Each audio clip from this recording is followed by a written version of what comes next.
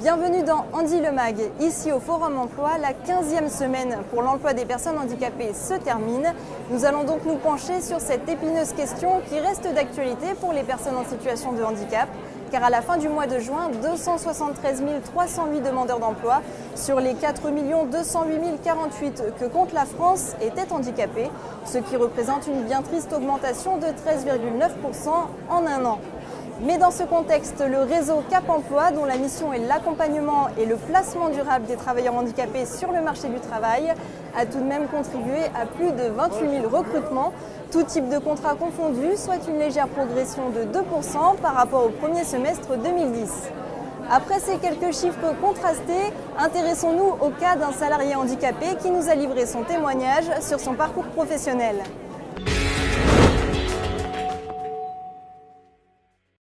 Max est agent d'accueil dans une association d'aide au logement. Mais avant de décrocher cet emploi, il travaillait en milieu protégé, autrement dit dans un établissement qui n'emploie que des personnes handicapées. Alors, quand Max a voulu travailler en milieu ordinaire, les choses se sont corsées.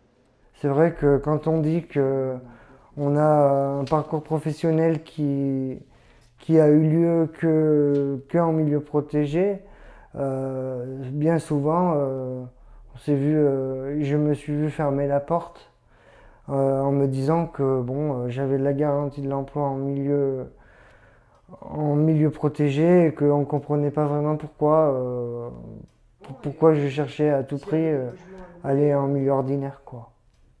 Max occupe ce poste d'accueil depuis bientôt 12 ans et malgré un diplôme d'agent administratif obtenu en 2010, il n'a pas évolué professionnellement. Je pense peut-être que le handicap peut faire peur par rapport à l'évolution. Ouais. C'est-à-dire que peut-être un petit peu l'impression de stagner. Malgré tout, Max est content d'avoir cet emploi en milieu ordinaire, une façon pour lui d'être mieux accepté dans la société actuelle.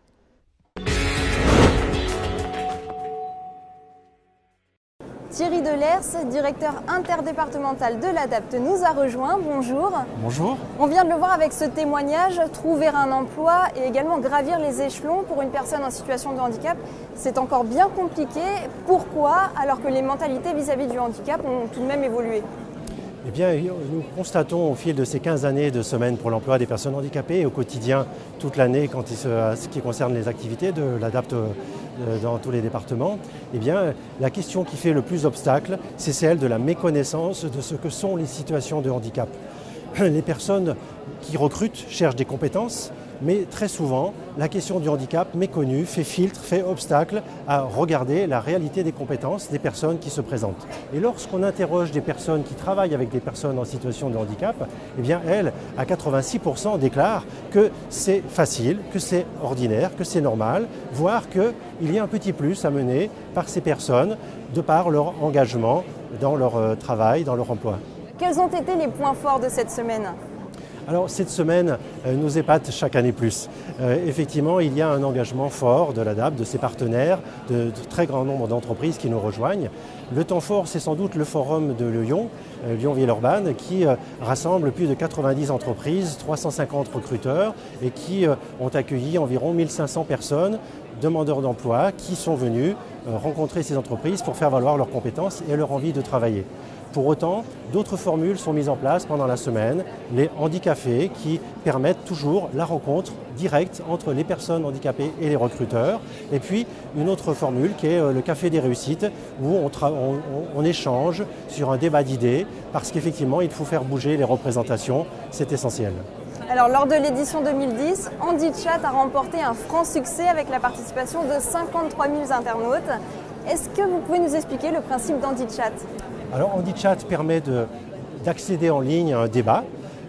La question des nouvelles technologies au service des personnes handicapées, c'est quasiment quelque chose qu'on leur doit en retour. Vous savez que la télécommande a été inventée pour des personnes avec des difficultés physiques. Aujourd'hui, tout le monde a sa télécommande devant sa télé, surtout pour rejoindre TLM. Et aujourd'hui, donner la parole aux uns aux autres, donner la parole aussi aux employeurs qui n'ont pas toujours beaucoup de temps pour se déplacer, pour via les nouvelles technologies de communication, pouvoir échanger. C'est quelque chose qui nous semble tout à fait porteur et c'est au service de cette question qui finalement permet que beaucoup de personnes s'engagent. Thierry Delers, merci de nous avoir accordé cette interview.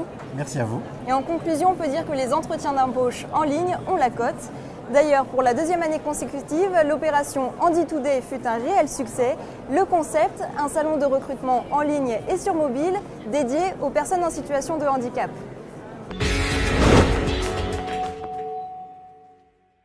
Pourquoi la fonction commerciale ? Parce que j'aime bien le contact clientèle. J'ai toujours été, parce que j'ai travaillé pendant 4 ans en tant qu'entraîneur, parce que j'ai travaillé aussi à Enghien-les-Bains. D'accord. Donc j'ai toujours été en contact avec les gens, donc j'aime bien ce rapport-là. Andy Today permet à des candidats et à des entreprises, pendant une semaine, de pouvoir s'entretenir en ligne ou par téléphone, des candidats reconnus comme travailleurs handicapés. L'objectif n'étant pas de stigmatiser sur leur handicap, bien entendu, c'est plutôt de rentrer en relation avec ces candidats-là qui sont, pour le coup, je remarque, très ouverts sur le fait de parler de leur handicap ou du moins de l'adaptation au poste de travail à prévoir en amont pour une entreprise et pour faciliter leur intégration. Je vais vous le dire très franchement, en fait, mon handicap, c'est une maladie neurologique. D'accord. Donc c'est absolument pas un handicap physique, et c'est un handicap qui m'empêche d'écrire. Ok. Pour cette deuxième édition, 3500 candidats se sont inscrits et 32 entreprises ont participé à l'opération Andy Today, des chiffres en très nette augmentation par rapport à la première édition en mai dernier.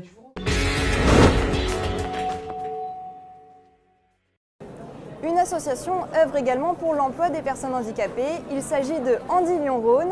À mes côtés, Max Toinel, bonjour. Vous êtes le directeur de cette association. Alors dans un premier temps, présentez-nous Andy Lyon-Rhône.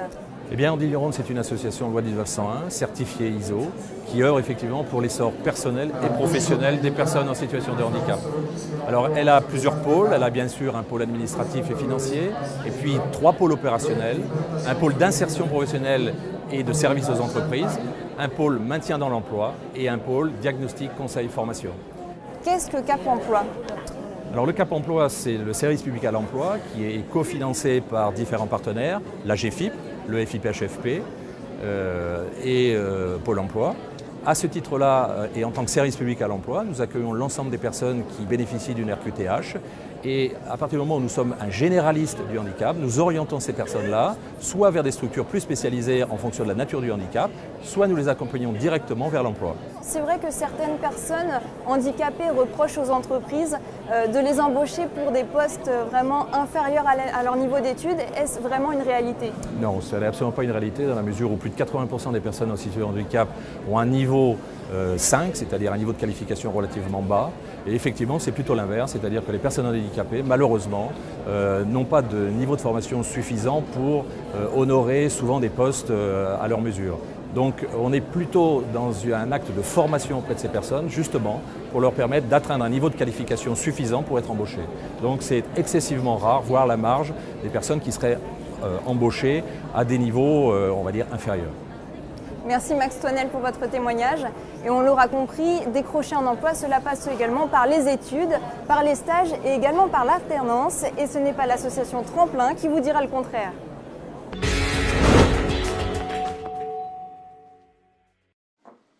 Mathilde est titulaire d'une licence en communication. Son handicap ne se voit pas, pourtant elle souffre d'ostéonécrose au niveau de ses articulations, due à un traitement contre un cancer. Pour construire son projet professionnel, Mathilde s'est tournée vers l'association Tremplin, association qui permet aux étudiants de se rapprocher au plus tôt des entreprises grâce à des rencontres, des stages ou encore avec la solution de l'alternance dans le cas de Mathilde. Je suis en contact avec une salariée de l'association Tremplin. On a des contacts environ tous les 3 mois. Où elle me demande où c'est que j'en suis. Donc par exemple là je vais reprendre contact avec elle puisque mon contrat en alternance arrive à sa fin et que je ne sais pas encore ce que je vais faire au niveau recherche d'études, poursuite d'études ou recherche par exemple d'emploi en attendant de continuer mes études. C'est aussi pour encourager les jeunes personnes handicapées à aller vers les études supérieures. Parce qu'on constate que parfois il y a des freins que se donne le jeune lui-même ou parfois son milieu familial, voire éducatif, voire social. Donc on veut rompre avec ces phénomènes d'autocensure et de frein. Cela fait plus de 10 ans que ce partenariat entre l'association Tremplin et l'université Lyon 3 fonctionne. On a vraiment des échanges très réguliers avec les personnes qui s'occupent de nos étudiants au sein de l'association. Et surtout, ensuite, on a un retour des entreprises qui accueillent nos étudiants. Et donc, on peut constater que la place qui leur est accordée dans les entreprises est une place qui correspond réellement à leurs compétences. Bon, en tout cas, vous allez continuer Master 1, oui. Master 2. Oui, c'est prévu. Alors, c'est que la question que je me pose, c'est savoir si je fais des opérations, parce que j'ai encore une opération assez grosse qui m'attend, assez lourde. Donc je sais pas trop quelle décision prendre par rapport à ça.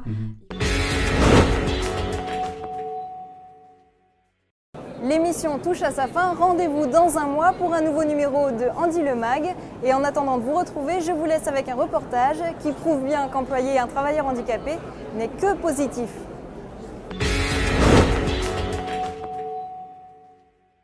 Je suis en train d'imprimer sur des plaques en plexiglas le texte que Paris nous envoie.